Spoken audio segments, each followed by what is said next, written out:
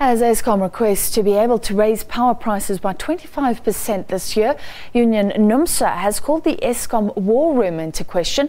Numsa's General Secretary Irvin Jim has asked who exactly is influencing it.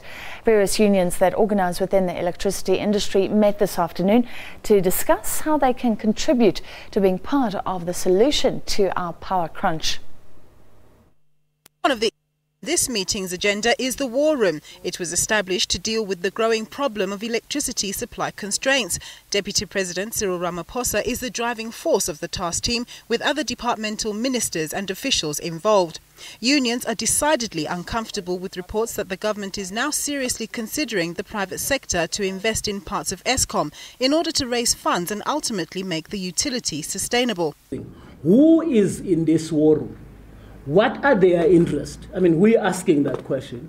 Quite frankly, what is emerging in the business day to day, there is an interest to privatize Eskom, and we totally reject it. We do not agree that Eskom must be privatized, and therefore, that's one of the issues that we're going to talk about here. The unions say the electricity crisis cuts right across society and that they're meeting to genuinely see how they can assist in coming up with solutions. They argue that as their members are involved in the generation, transmission and distribution of electricity, it would make more sense if they were also involved in contributing to the so-called war room. But some unions are making suggestions that may make some sit uneasy.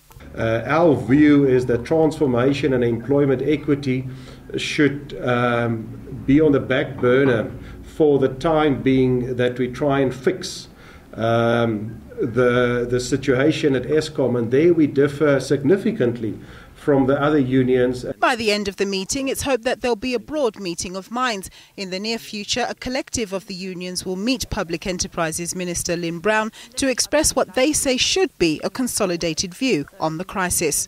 Nompumelelo Siziba, SABC News, Johannesburg. Let's move to that very small airline, South African Express. It says it can return to profitability. The embattled low-cost airline has tabled its financials 6 months late after a delay due to cash flow problems.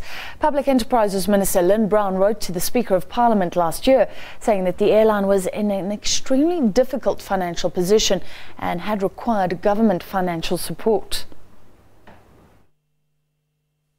The Treasury responded positively.